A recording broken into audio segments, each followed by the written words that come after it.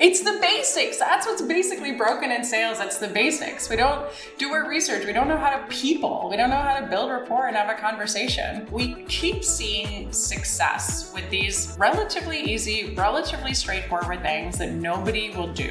Why is it that so few people will just put in the actual work that converts? You guys, fun fact, I'm drinking tea today. Instead of bourbon?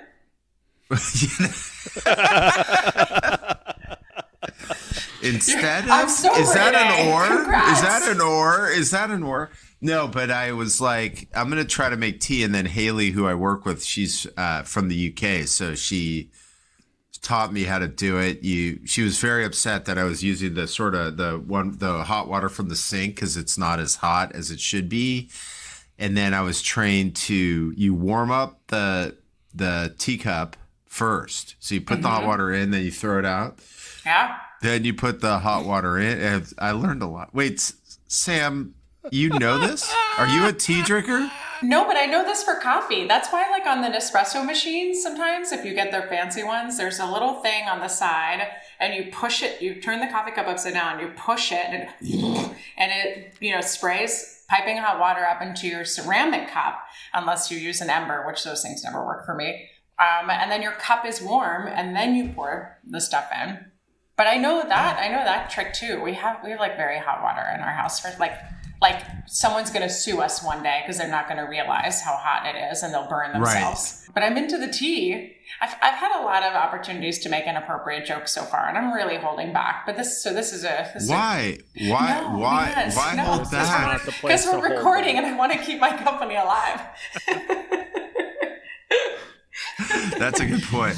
But good luck with your tea bags, Craig. Good luck. Yeah, Craig. I appreciate it. Oh, Lord. Oh, by the way, do you guys watch the show Billions? Did you watch the show Billions? I didn't. No? I heard good things, yeah. Matt? I watched it for a while up until Bobby Axelrod left and apparently came back, so... Yeah, I think that's a good call. But so, Sam, the thing is that, like, I do much better on the other social channels besides LinkedIn when I'm wearing a hat. But now I've been mixing it up. So I have today for our podcast, I have a shirt. But if you haven't watched Billions, this may not work out. I'm going to pull this off. Hold on one sec. I was waiting for him to say I have a shirt on. Be prepared to blur the image. Yeah. Oh my God, I can't wait. Oh, Axe Cap? Oh yeah, that's his company, right? Yeah. That's it, isn't it? That's Bobby Axelrod's company, yeah. But of course, hold on, let me get up higher. Sam? The other Sam. Yeah. Per the comment on the pod. Get a little higher, Craig. Yeah. I'll bring my boobs on camera, you bring your shirt on camera. It'll be a great podcast. See, Sam, you're struggling to keep it PG. I like this. This is struggling. This I like to see. So the other Sam likes to jump in and clarify with the audience what we're seeing. So Sam I will do Sam Gurton here. For the audience, Craig's wearing a Axe Capital t-shirt right now, and he's showing it to everyone. What are you going to say for my boobs, Sam? Sam. Oh, Sam. Oh, man. Oh, what just happened? Yeah, I'm going to leave that to a post-production decision. We're going to kill it on TikTok with this episode. I'm going to say that right now. Virality is on fire. Don't air any of this. We'll be fine. Oh, man. All right, cool. So she signed the waiver, right? She signed the waiver. The liability waiver, business liability. From ABM to PLG, from Medic to MedPick, the world of business is constantly evolving. We'll cover the who, what, where, when, why, and most importantly, how you get the transaction. I'm Matt Amundsen, and he's Craig Rosenberg. Let's get started. So, Sam, I met you when you were at On24. Topo. Mm-hmm. Yeah. I was Topo. You were On24.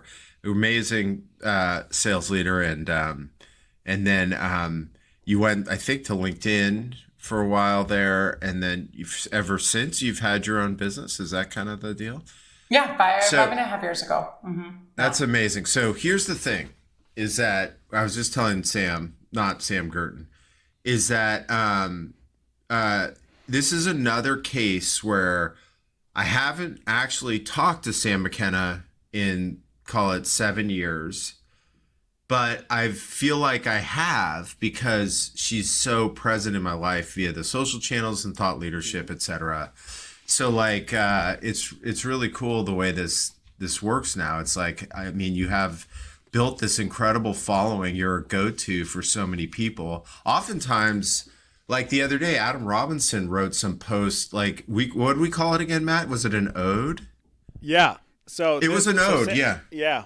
Sam is a first, right? She's the first guest to have received an ode to herself from a previous guest. Oh, that's right. Very well put. That is hysterical. When did you guys have Adam on? Oh gosh, like a year ago, maybe. Yeah, that's funny. That's a good intro. Just as things were heating up between him and another B2B SaaS company. Yeah, the timing was interesting. Perfect. And we're like, fuck it, he's coming on. Yeah, he was amazing. Also, Matt, fun fact, you did ask him if part of the reason he was so successful is because he was tall and handsome. I don't know if you remember that. That was weird. I do. Yeah. How did he address it? Did he say yes? Is it a best practice? He blushed, by the way. It was, he became quite bashful. Yeah. He was the only time he didn't talk the whole time, man. It was amazing. He did like, I think he did instinctively brush his hair behind his ear. Oh yeah. Oh, that's a move. There's like a timer that pops up, touch hair, on his computer. Did you guys see the slide deck he shared yesterday? Oh no, I saw that. I didn't open it up. I got to do that. What? Is there some SamSales in there? Is it all SamSales? No, but let me ask you a question. When you guys present a deck and you go and speak somewhere, how many times does a picture of yourself show up on that deck? Intro slide? Yes. Anywhere else? Probably not. Adam's got seven slides that have his face on there. And there's quotes, Adam Robinson next to it. I'm like, you can't quote yourself in your own goddamn slide deck. He's great. Don't get me wrong. I just like yeah. No, we're allowed to make fun of people.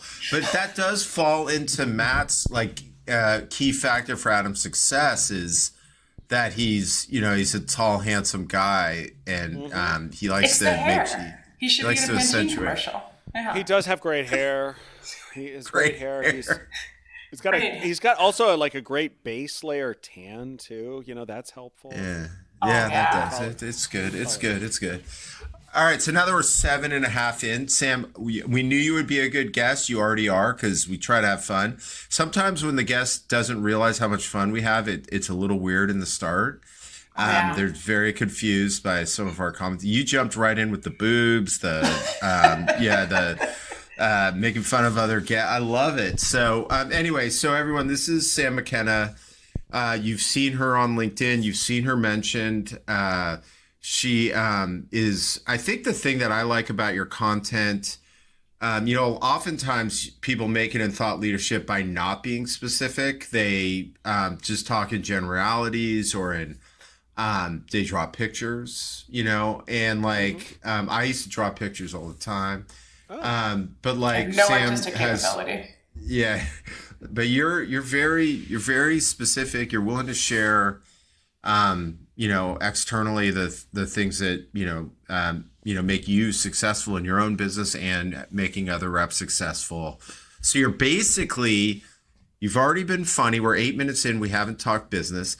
Number 2, you have an incredible experience and you're very specific. So you might fall in the category of the perfect guest for the transaction. Whoa. Do I get a certificate? Can I put that on my LinkedIn profile? I'm in. We would really like you to do that. Yeah, I think so. We'll talk about that. It could be a new promo. Actually, what if we did this differently? What if there was a Sam McKenna award on the transaction for people that tried to match? Yes, good luck, everybody. But yes, let's do it. I'm into it. Challenge extended. A holy grail award, one that nobody could ever achieve. I like this. I feel like it's You kind have of like chosen wisely. It's kind of like an MQL score, though. Like, mention boobs, 50 points. Don't mention boobs, 2 points, you know? And Negative points. Negative points. So it's There's Might be a little tougher for male guests, but Well, Yeah, I'd you like don't to see know. them try. Walk the Or- tightrope. Or you could be Let's- like the gentleman that mentioned boobs in a LinkedIn post the other day. Did we see that? Wait, Not what? once. Oh yeah, but all three of you are Googling LinkedIn post boobs right now. It's going to be a trending topic. Are you serious? Oh yeah. In an yeah. incognito window. Don't let your boss see it. Wait. No. Yeah, it was. You got unless you took it down, it went pretty viral, but for all the wrong reasons. Oh my God. Are you seeing it now? Yeah, there's a lot of articles on this. How did I not know? What's the post up to? we will have a graphic in the show with the latest numbers and everything. Make sure that it's not graphic. Yes. Graphic in every sense of the word. But the picture he got is a little suggestive for LinkedIn that he posted on there. Oh my God. Yeah. Wow. Are you guys going to edit this, by the way? No. Somewhat? No, actually. I mean, maybe a little bit. Maybe, yeah. But no, that. Okay, Great. so let's now that we've already kicked off into fun stories. Yes, we will be sharing. There's so many posts about the LinkedIn boobs controversy. It's amazing. Yeah, there's Daily Mail articles about it. I'm glad I could bring some value to your life, gentlemen. You're welcome. We love it. All right, so here we only have really two things that we conversation start with, and the first one is something Matt added at the beginning of the year. I was gonna stop mentioning that it's Matt's feature enhancement. He requested I don't. It is essentially like we just want to start with a story like a go-to-market sales story that is could be funny, heroic, cringy, whatever that might be.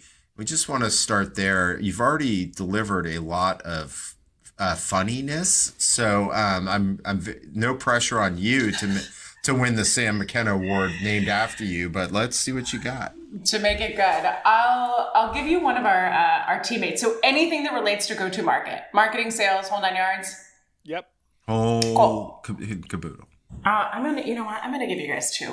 So one are you guys are familiar probably like with what webinar registrations, right? So like you register for a webinar, it cookies your information if you use a half okay platform. So you click on the link, you come back, you don't have to re-register. It's great.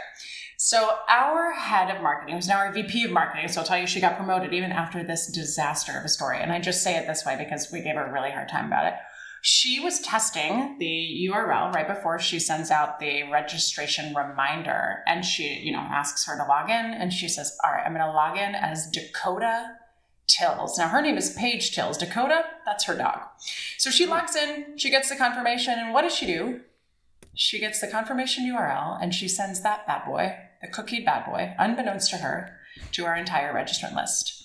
So a couple minutes later, start the webinar, and all of a sudden, ba-doop, ba-doop, ba-doop, ba-doop, Dakota Tills comes in, and I'm like, and I was like, hey, Paige. And this guy comes on and he's like, hello, this is Adam. And I was like, ba-doop, ba-doop, ba-doop, ba-doop. We have like 800 people in the room, like half of which are Dakota Tills. She is mortified. So I have our head of create a custom graphic of a Zoom that's nothing but me and her dog filling all of the Zooms. We frame it, we mail it to her because that's the kind of culture we have here. Second thing. Amazing. That I love. And First time I was so close to getting President's Club, and this dates back to On 24 Days, where I worked for 6 years and sold their platform for 10. I was working with Teva Pharmaceuticals, and I was waiting. It was end of the year. It was in New York for our Christmas party. Sharat, our CEO, was like, where is the deal? And I'm like, it's coming. All nervous as can be. And then finally it comes in and they say, we're ready to give you the contract. Are you ready? And I was like, oh my God, I can't wait. And they're like, we just need you to do one thing for us before we send it. And I'm like, anything. My arm, firstborn, what do you need? Because I'm going on this guiding trip. And they're like, we just need you to say the name of our company correctly. I've been working on this deal for 6 months saying Tiva, like the shoes, the whole goddamn time. So a tie maybe back to our trademark of show me you know me. One easy way to do that, here's a great tip for you guys. Learn how to say the name of the company you're dealing with correctly. Pro tip right there. You are welcome. Oh my God. That is amazing. But it at least there was one thing left for the close. You just had to pronounce their company name right. Just had to say Teva. I just said this on stage a couple weeks ago, and a rep messaged me, and he's like, I'm just about to start prospecting, and I had no idea how to say their name. You saved me. And I'm like, oh my God. It's the basics. That's what's basically broken in sales. It's the basics. We don't do our research. We don't know how to people. We don't know how to build rapport and have a conversation. You know, we asked ChatGPT, I'm getting on with Craig. What should I say to him? And then I read the script. That's what we do today. We don't just know how to people. By the way, I'm going to chat GPT. What should I say to Craig? I want to see what it says. By the way, Matt loves the go to back to basics theme with salespeople. So but Matt, you kind of poker faced it. I thought you were going to come like start cheering and all that stuff, or add that to the Sam McKenna Award. Or did you close the deal? I did close the deal, and I got to yes. Okay. All right. Yeah. All right. Now I'm in. I'm in.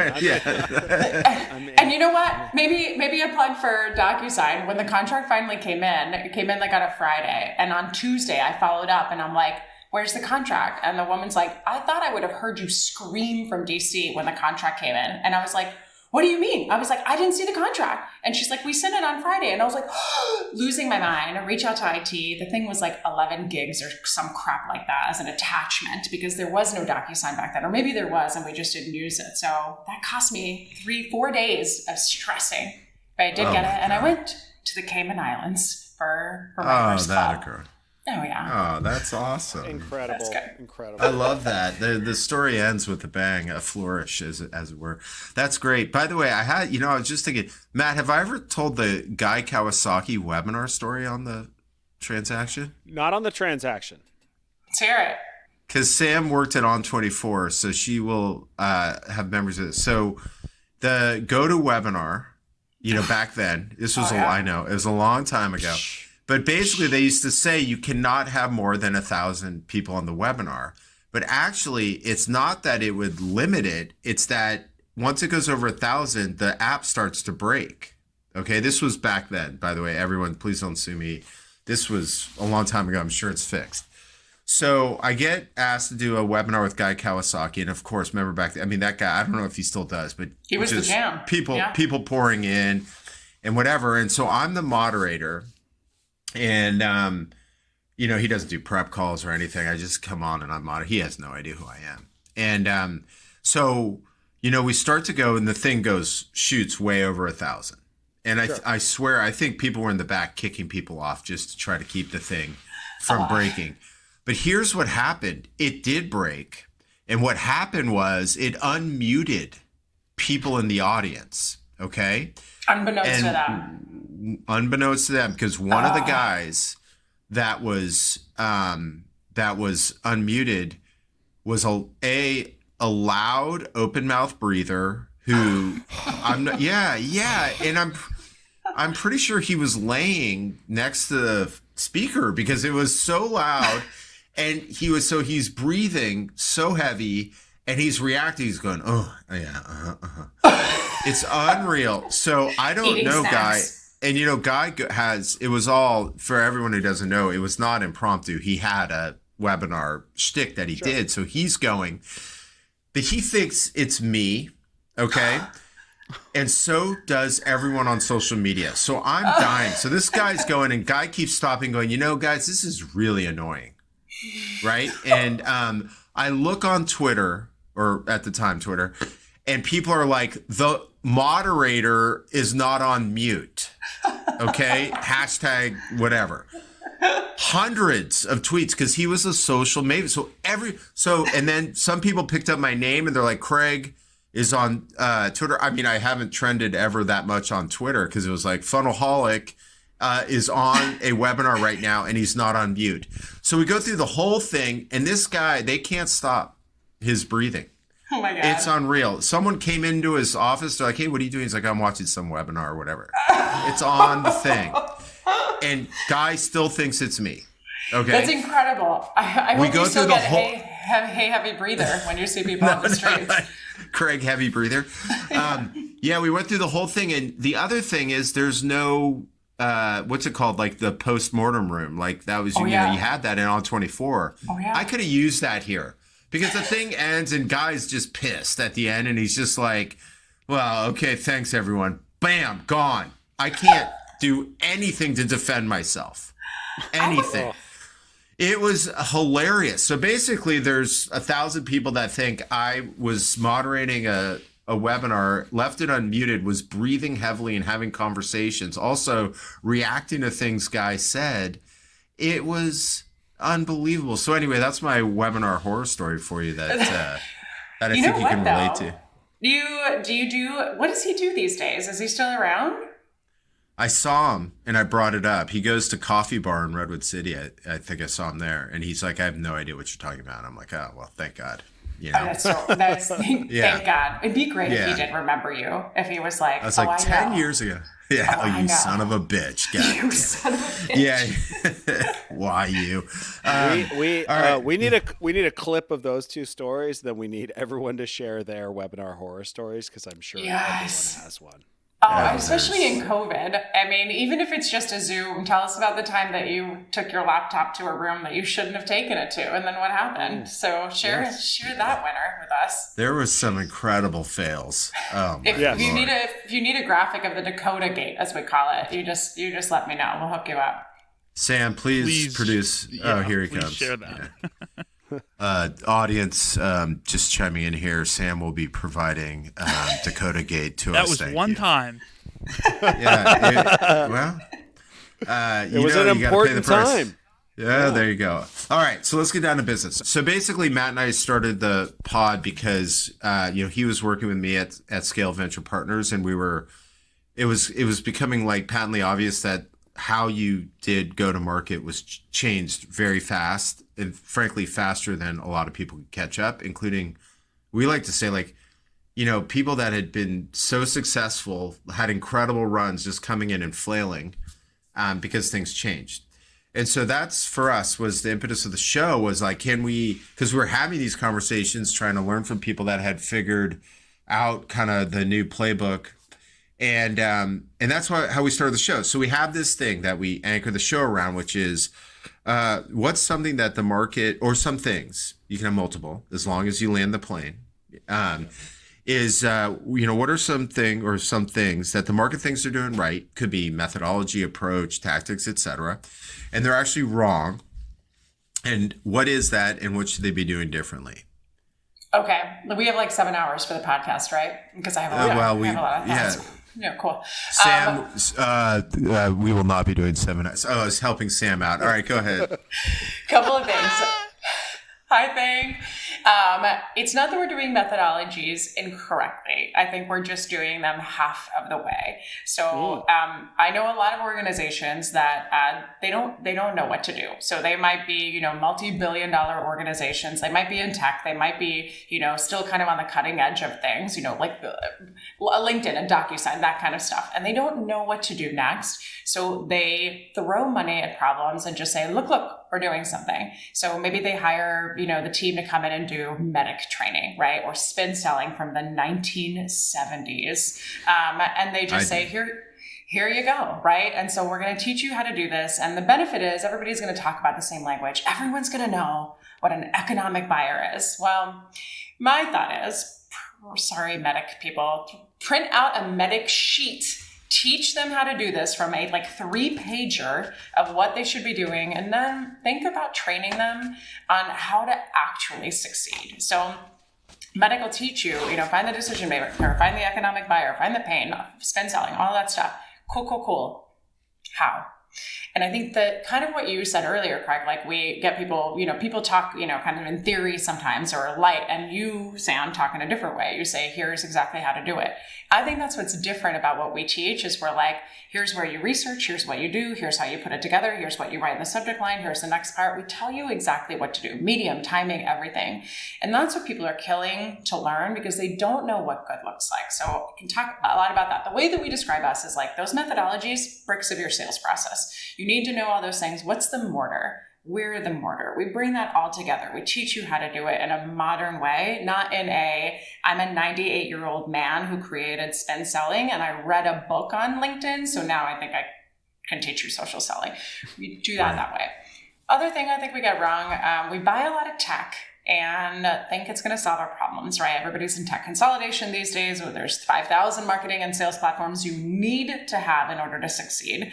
So we buy tech that does two things as a disservice to us. One, we buy it and we have absolutely no bloody idea how to use it. I'll give you two examples. LinkedIn Sales Navigator, my beloved technology. We buy that $1 billion business that, 3% of us know how to actually use. So when you buy something, do you know how to use it? Do you know what to do with it?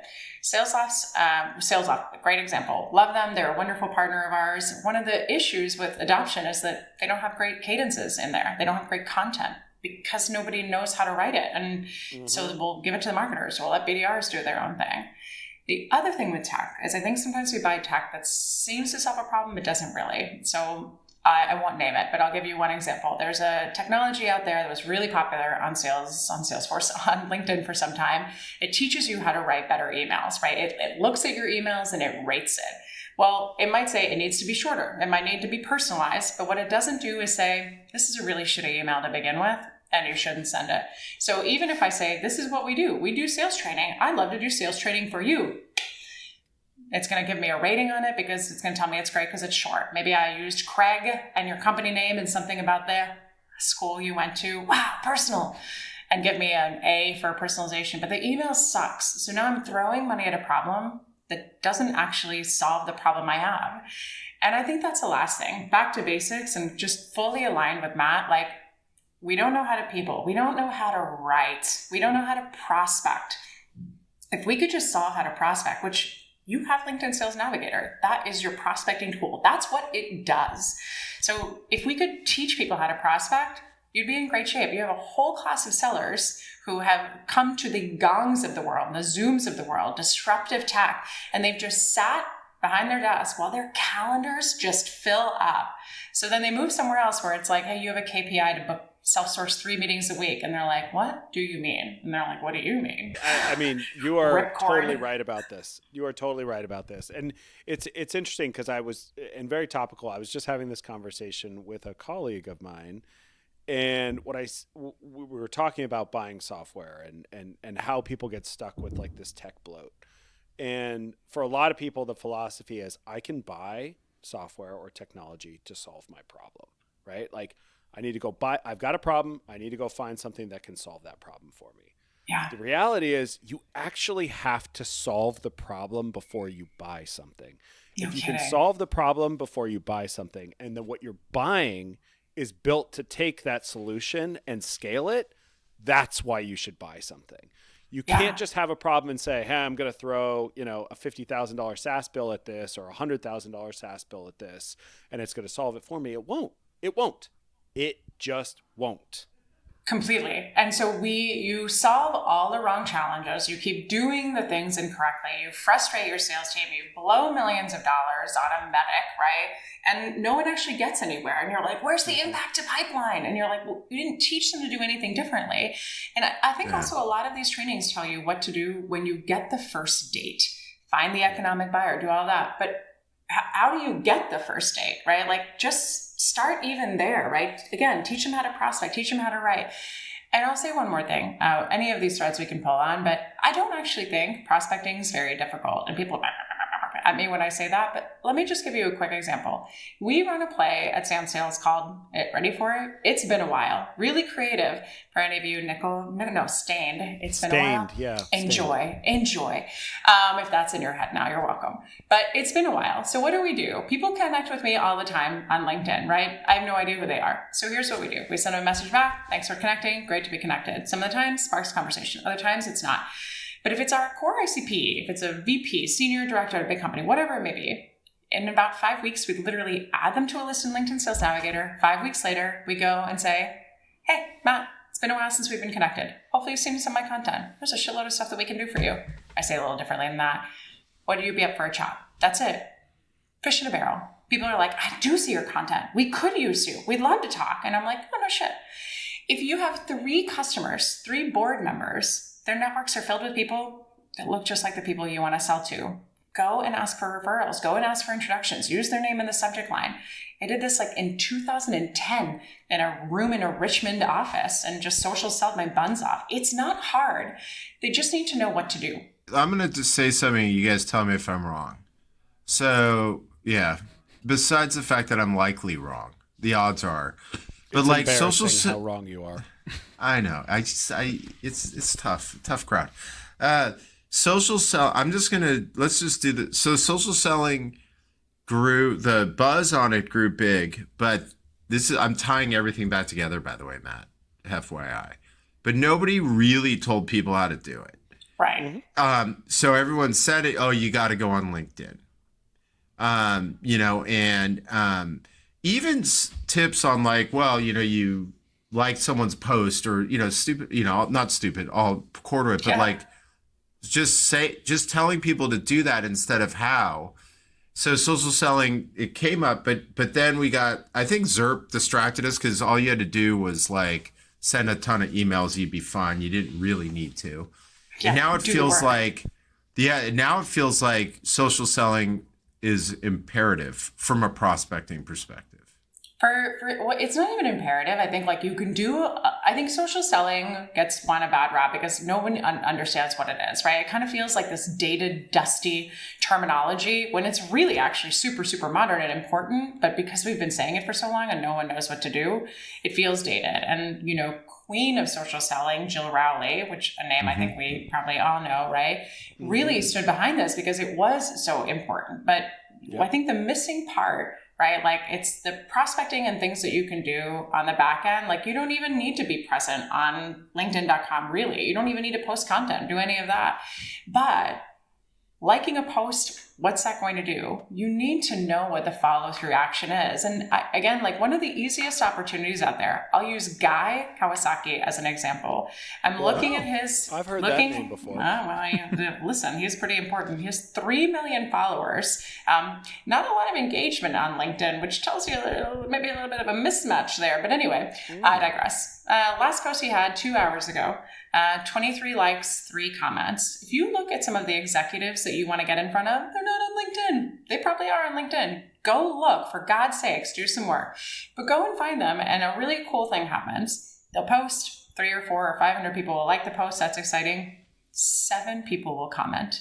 There is no competition for you in their posts. And if you look at the 7, who is it? It's the Sams of the world that report to them that are like, notice me and promote me, or the Sams of the world that are CEOs and would be lovely. It'd be lovely to have them spend some money with us. So go and do that. And I think people worry because they don't understand the platform that if I tell my reps to go and be on LinkedIn, that's all they're going to do all day. Great. Have them do that instead of sending shitty email after shitty email. Instead, go have them show up, use their brain, wild, I know, and go and engage in the conversation with the buyers that you want them to get in front of. It blows my mind truly how easy it is. So you would recommend, let's take a use case here. Axe Capital is the target, a multi-trillion-dollar hedge fund. And so Bobby Axelrod does his post. He gets, X number of likes and 5 comments. We're dying to get in there. They're in our ICP. So is the play to, or how would you approach that? Actually, I'll be more I would drop a comment and compliment him on having the smallest little mouth that I've ever seen in my entire life, first and foremost, right? The second thing that I would do, wait, is that Axe Capital? Is that the redheaded guy? Is that from Homeland? You got it. Thank God. Okay, making sure I wasn't talking about Paul Giamatti. Wait, Wait, hold on. Did Bobby Axelrod has a small mouth? Yeah. From Sam, Homeland? please do some research. It goes. It's tiny. like an inch wide. Like I don't even think it extends past his nose. It's the tiniest little thing you've ever It's seen. a defining characteristic. Yeah. That's what she said. Okay. Keep Anyway, going. So a couple of things here. Here's the play. Here's what I would do.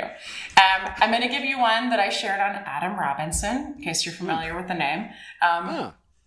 On his podcast. And so here's what we did, right? We do something that we call Expand the Sandbox. And that's a play we run on LinkedIn Sales Navigator. I'm going to give you all of our plays for free. Expand the Sandbox is basically like spearfishing for leads. So I want to get into a bunch of people's accounts. But one of the things that I do is I subscribe to a blog that has executives on it. Let's say it's How I Sell by LinkedIn, which was one of our moves until I think they're sunsetting it now. But we would get the weekly email, whoever they were interviewing. And one week they happened to be interviewing a woman by the name of Joy Wilder DeBeer. Joy is the former Chief Revenue Officer of Equifax. You might have heard of them. Big deal. 25 years at SunTrust. So I'm like, we'd love to talk to her. What am I going to do? I'm going to pull an excerpt. I'm going to read the blog, pull an excerpt from the blog. I'm going to send her a connection request and be like, hello, loved your blog. Here's what stuck out about it for me. Really resonated with this. Just wanted to stay in touch. She accepts. That's great. Does she post content? She sure does. Is it about credit reporting? It's not. It's about New York and fashion and her daughters. Like, she just posts normal human stuff. Imagine that. And so I go and I engage twice, and then I send her a DM and I say, hey, love your content. Wonder if I could bend your ear on how we could do a better job, basically, in a more tactful way. Tactful way? Yeah. On your better job on your LinkedIn presence. We can help expand your LinkedIn presence. Would you be up for a chat?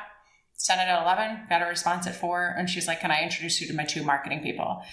Make an effort. We do this all the time. I did this with the VP of marketing at LinkedIn, Gail. She knows about it, but went and looked on a weekend to see who was online that I was trying to target, looked for the bubbles, the green bubbles that were filled in my DMs, in my inbox, sent a message. Loved your blog. Resonates exactly with what Show Me You Know Me and what our methodology is all about. Just wanted to say thanks. She replies, what's Show Me You Know Me? And I'm like, glad you asked. And now we do a lot of work with them. We did a lot of work with them before, but good expansion on it. Yeah, that's amazing. It's not hard.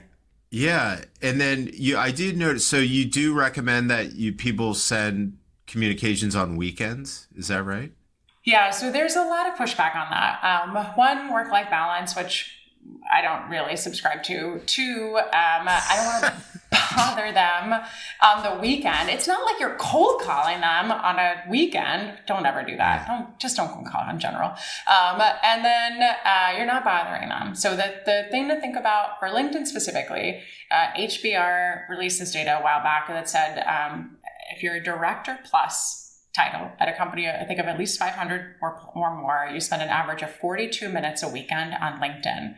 So they're noodling around, they're researching, they're cleaning up their DMs, whatever. DM them, right? We say the same thing for your emails. Send your first Show Me You Know Me email on Thursday or Friday. Gong data shows that if you send it less than 48 hours, the second one after the first one, you'll do well. So don't do 24 hours, but we say 44. Like, hit them up on a Saturday morning or on a Sunday night when they're prepping for the week, when they're their kid's 19th baseball game and they want to jump off a cliff, the bleacher stands, right? Hit them up then when they're not as distracted with other work stuff. To me, it's the work harder piece is great. Work smart though. Like, leave the office Friday at 3:00. Do those 2 hours on a Saturday morning. Who gives a shit, right? If it means that you're going to make another 100K, maybe it's worth it to you. It'd be worth it to me. I'm going to make 2 points that. Sorry, I didn't want to get too in the weeds on the weekend thing, but like it does resonate with me. I used to tell people that because I was a perfect example, which is the baseball games, and Matt can attest, they are the perfect place to get a parent because your kid can have a good baseball game and do one thing for 2 hours. That's One. right. So you're just sitting there and you're like, what the hell? I mean, I was in charge of Game Changer, the electric scorecard thing, which I'm sure Matt really enjoys that I'm in charge of that. I'm even during that going on my LinkedIn. It's actually, if you take LinkedIn or even a cold email that's pretty good, I can't actually respond during the week. I don't have time. Yeah. So like I'm more likely to respond sitting there at my kid's baseball game. It's the third inning. It's 11-0. And now we're putting in this pitcher that can't throw strikes. I'm like, oh, Lord. And so I'm on LinkedIn. Okay. Second part to that, and then I'll let you, is when Matt, when we were working together, we were launching a newsletter and he's like, send it Sunday night at 5:30. And I remember the pushback. No, what do you, it's like, he's like, no, dude, it is like the ultimate conversion. So this was a marketing send, and we would send it Sunday night, and we got amazing numbers, better than we could ever do. And then at one point there was enough pushback where the person's like, well, I'm going to send it on a Wednesday. I don't care. You guys are wrong. Sends it on a Wednesday. The numbers are significantly worse. But it's the same concept, right? They're sitting there. They open the laptop maybe Sunday night, and they're a little bit more relaxed. There's not the hustle and bustle, people come in your office, whatever. Yeah. Just something like that, they're more likely to open and read as well. So anyway, that's the only reason why I went down that rabbit hole for a moment. I agree. Yeah, I ran a test, or we call them experiments now. Everything's a fucking experiment. Anyways, way back in 2012, I ran this experiment when I was running the SDR team at Marketo. And I told them, I said, hey, after you shut off for the night or for the day and you go home, when you're, it's 10 o'clock, you're watching ESPN or you're watching whatever it is that you watch on TV. It's like pre-Netflix, right? Send a couple prospecting emails and see what happens. Yeah. And the response rate was insane. Not only was the response rate insane, like people were like, I can't believe how hard you're working. You're sending emails at 10 o'clock at night. That's unbelievable. And I was like, yeah, because they do exactly what I do, which is I get off work at 6, I come home, I hang out with my family, I eat dinner, I either get into my office or I lay in bed with my laptop, and 10 o'clock I open up. And because the world isn't prospecting into me at that time, it's like it's a great time to work. And so when someone's like, hey, I'm trying to get your attention, you're like, holy shit, that's amazing. I think just a couple of notes there. I think there's an interesting, first of all, we have a newsletter every single month that goes out, and it's we have newsletters all the time, but we have one specifically for leaders on LinkedIn, and it goes out at 7:19 p.m. on Sunday nights. Exact same thing. We're trying to hit you at a different time when you're less distracted. I think the other thing is, it might be an interesting thread to pull on, that we keep seeing success with these relatively easy, relatively straightforward things that nobody will do. Send emails on the weekends, send emails at night, prospect at night, put 2 comments on somebody's LinkedIn post, search for buyers that are looking on LinkedIn. Why? Like, why, if it works and everyone's like, whoa, when we show them that, why is it that so few people will just put in the actual work that converts? Isn't that strange? I have an answer. Oh, what is it? Anything that you can't automate won't be done. It sucks. That's good. I mean, you know what? Good. You guys keep going after it, and we'll do us, and we'll clean up. Right? Like, that's totally how I feel. It's just crazy. Yeah. I don't think this is but so the show me you know me, that is, I guess you can automate it because you could type in chat GPT, what should I say to Craig Rosenberg? But that's part of what, you gotta, I guess that is Matt's point, because you gotta to really show someone you know him, you do have to put in a little bit of work, right? I think the people, yes. And I think the people that are going to win a lot with, at least from an AI perspective with sales, are going to be the ones that use AI to scale and like the efficiency at which they learn things, either about the company, about the place, about whatever. Even when we say like, listen to a podcast that one of your prospects is on, they're like 30 minutes, that's a lot of time. Okay. pull ChatGPT in, ask for 3 bullets, figure out what you want to say about it. And then if they respond, then okay, all right, shit, now you do need to go listen to that podcast. But like, you can scale that Show Me You Know Me. It does require the effort, right? And people try to personalize at scale all the time, or they try to use ChatGPT to do that. But you, and I'm sure we're 6 minutes away from this changing, but you miss the emotion, right? The emotion, the intelligence, the humor, the sarcasm, none of it's there. So it's like, Craig, wow, your time at Topo is really impressive. And I loved Topo workbooks, and that was neato. Want to buy our stuff? No, right? But instead, if I say, like, I think I told you in the email, I still have my Topo workbook, right? No, it's downstairs. I should have brought it. That should have just been what I held over my face the entire time. But the people that make the effort, right, are going to be the ones that win. And we just talked about this today. Two references. Jeff Hakel was on our podcast today, and he's one of the senior vice presidents who owns the biggest division of TransUnion. I think his number is like 12 or 13 billion a year. You know, just basically what all of our numbers are. And he's like, I get a customized Show Me You Know Me email. He like referenced the best cookie he's ever had once, and he's like, this is available everywhere. You can find all this research on me and the disaster of a cookie tale that I told. If you send me an email about that cookie in the subject line, I'm going to respond to that. I'm going to ignore my P&L statements. I'm going to ignore everything else I'm supposed to be doing that's in my inbox. I'm going to look at that. Toby Carrington, who's the CBDO over at Seismic, if you guys know him, he sent me a screenshot one day, and he's like, I just got on a plane, connected to the Wi-Fi. I have 50 unread emails in my inbox. And the first one I read was a Show Me You Know Me email from a salesperson because it stood out. It's not hard. And the brand that you build for yourself as a rep, like, you're not going to work here forever. Hit your KPIs and then do the hard work yourself. And at some point, you're going to outpace your peers. No one's going to give a shit about your KPIs anymore because you're doing so great. And then you're going to kill it because you're doing different than the status quo. I have no passion about this, in case you guys can't tell. Yeah. It didn't seem like you did. No, it's don't talk about it. Yeah. It's, okay, because we're running out of time. I had all these things that I was excited about. So, one thing I noticed, and I'd love to get your take on, is even when we do get a prospector or SDR or whatever that might be that does a great job of a Show Me You Know Me play to get the meeting, the tie between that and the meeting breakdown. Often, so, just a general example is SDR does all the work, gets the meeting, sales rep comes on and starts asking banned questions and delivers a demo. Yeah, worst, terrible. Yeah, how do you recommend to folks that they tie back to the research they did and the communication they did that drove the meeting?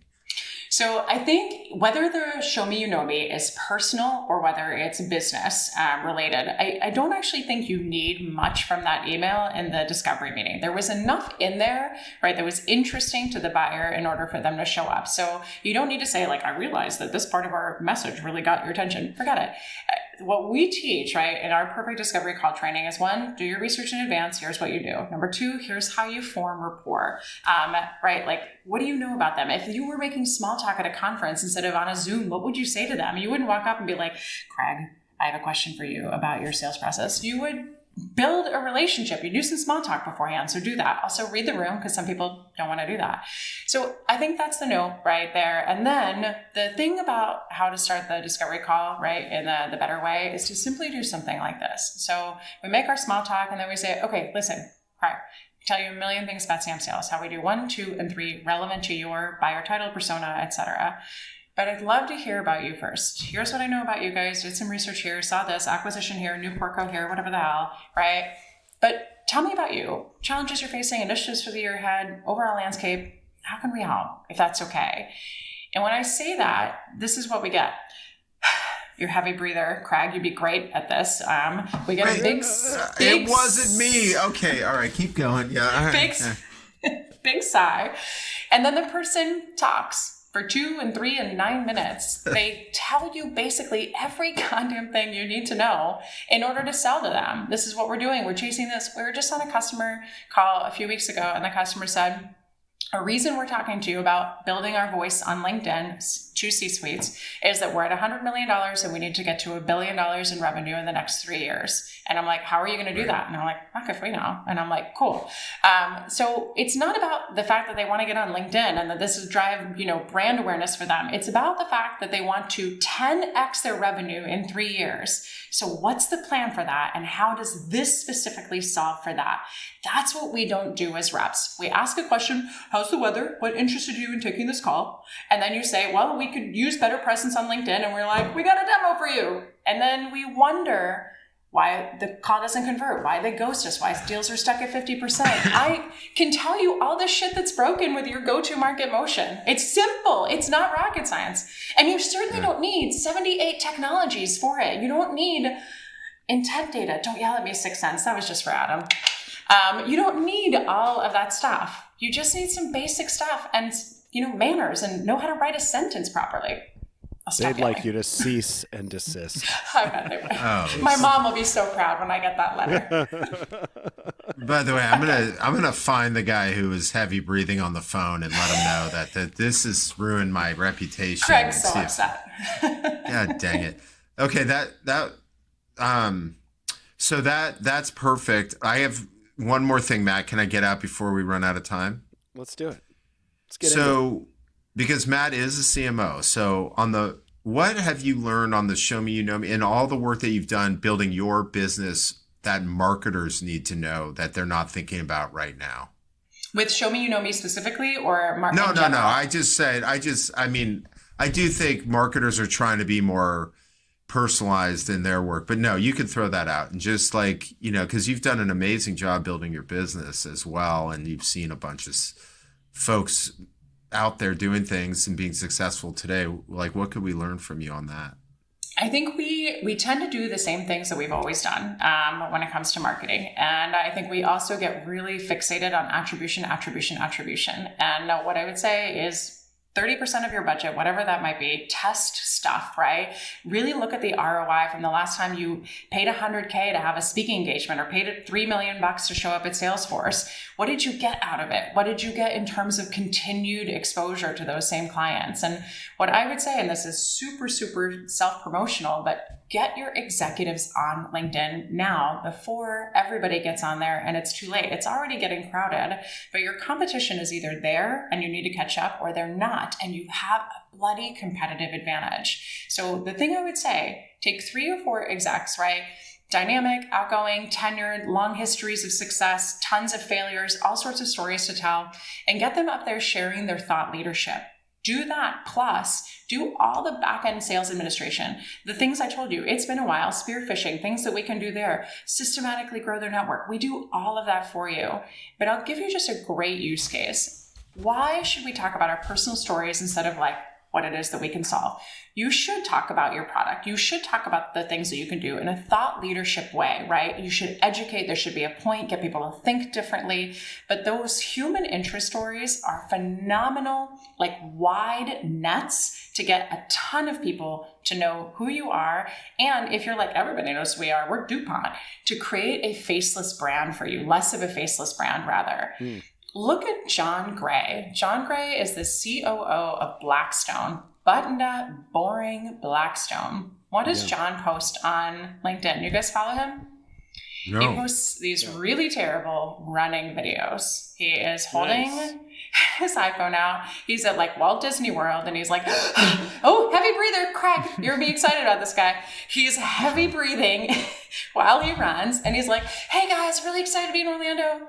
I don't know, shit gets 3,000 likes. People are excited to see what he has to say while he's sweaty and running through, the wilds of Mickey Mouse.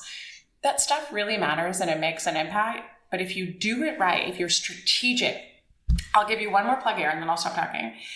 Give us an exec, right? And let us have that person. And then give us your customer list. print out your top 100 enterprise deals that you care about, or whatever vertical you want to expand in. Give us that list and all the people that were involved, and we'll send a connection request from that exec to say, thank you so much for partnering with us. Thank you so much for working with us. If I can ever be of help, please let me know. They will be wowed that you reached out. Now you have a brand new subscriber to that person's content. And guess who all those people know? People exactly like them on LinkedIn. So when they engage, which they probably will because they love you, other people will also see that, engage with you, and then we'll capture those, we'll connect with them, we'll turn them into new subscribers, rinse and repeat. And before you know it, you have 111,000 followers on LinkedIn, and 90% of your inbound comes from LinkedIn.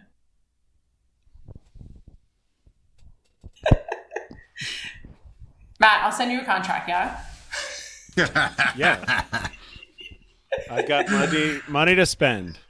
That's what I'm I'm a marketer. Let's have you guys. Yeah, let's do a discovery call with Matt.